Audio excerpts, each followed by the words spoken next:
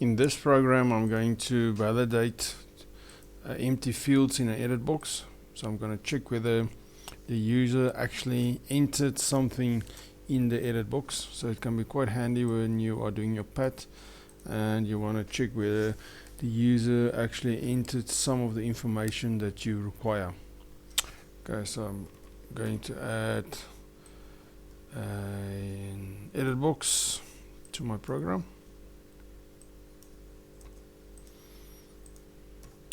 And a button, and when I click on this button, I'm going to validate this edit box. I'm going to check whether the user actually entered something in this edit box. So if it didn't enter something, I'm not going to run the rest of the program. I'm going to display a message telling the user that he must enter information inside this edit box, and then we can continue. So I'm just going to add a label next to this edit box. The field can be something like a name field, and you want to maybe insert a record into a table, into your database, but you don't want to enter empty fields. So then you can check whether the user actually entered something before you insert that field into your table or your database. So this button, I'm going to make it validate the caption. Okay, so if you're busy with your pat and you want to insert a new record, it might be something like insert, and when you click on the insert, you're going to do some validation before you post your record. Okay, so when I click on the button validate, I'm going to use an if statement. So if edit one.text is equals to nothing. Okay, so 2 single quotation marks, not a space. Please note there's no space in here. Okay, so there's actually nothing inside that. Nothing inside those single quotation marks. So if there's nothing inside your edit one.text, then I'm going to show message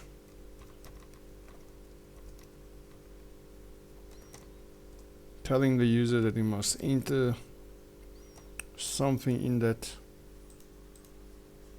edit box.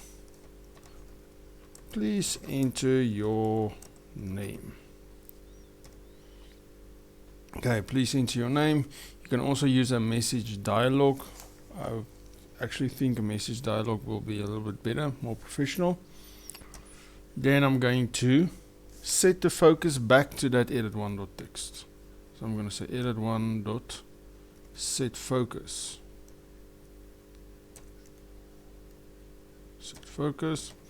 That will put the cursor back into that edit box, so that the user will have a more user-friendly experience, because after the user will see this message and he clicks on OK, it will automatically take him back and put the cursor back into the edit box. And the last one is I want to exit.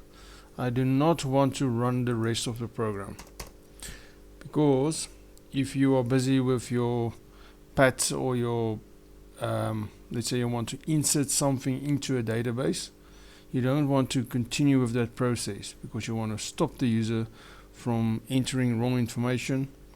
That's why we are doing validation. So you want to stop him, and you don't want to run the rest of the program until he enters something into that edit box, and then it will not go into this if statement. It will not display this message. It will not set the focus back to edit one, and it will not exit. Okay, so exit will stop the rest of the program from running.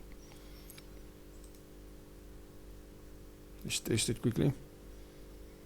Okay, at the moment there's nothing in. I'm going to click on validate.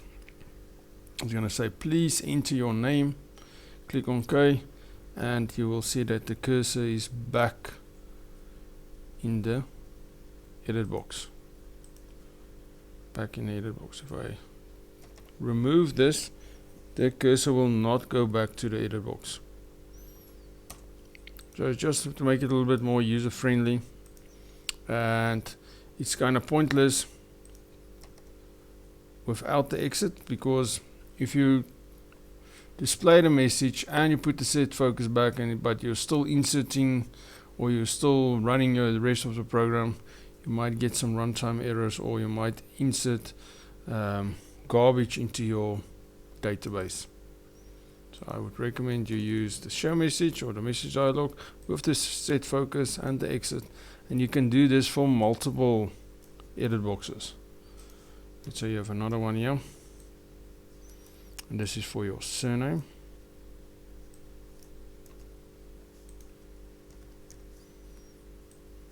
Now the user must enter his username, or his name and his surname, and you want both fields. You require both fields to continue. You can actually just copy and paste this coding. Change this edit 1 to edit 2. Please enter your surname. Please enter your surname. You want to set the focus back to edit 2, and you want to exit. So now it can test your edit 1 and edit 2 whether there is actually something inside your edit boxes.